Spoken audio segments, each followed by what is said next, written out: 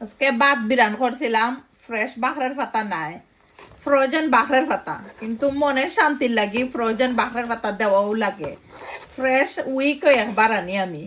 আর দেখো কত পুরান ভাত রে ভেজিটেবল দিয়া এন্ডা দিয়া একবারে লুক লাইক লাগে না নি ভেজিটেবল রাইস জেলাখান ওলাখান। আমার ছেলে মেয়ে তারা আবার অনেক বেশি পছন্দ করেন আমার হাতের ভাত বিরান।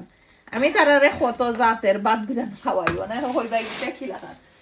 কোনো সময় আছে আমি তারারে আলু দি ভাত বিরান খাওয়াই, মানে যে যে সময় বাসার থাকে ওটা দিয়ে খাওয়াই। আজকে এন্ডা ভেজিটেবল সপ্তাহ দিয়া একটা আমার ছেলে বড়জনরে দিলাম। আর থাইনের তো অনেক অনেক বেশি পছন্দ আমার হাতের ভাত বিরান। আফ্রিকান নাগা দিয়া ভাতরে বিরান করছি, আরো দোকা আফ্রিকান নাগা আর একটা আছে, ওটাও দিলাম আমার ছেলেরে। বড়জনে আবার অনেক অনেক বেশি জাল খাইতে পছন্দ করে নাকি। তো রামিসারে দিমু, রামিসা অত বেশি জাল পছন্দ নাই তাইনের।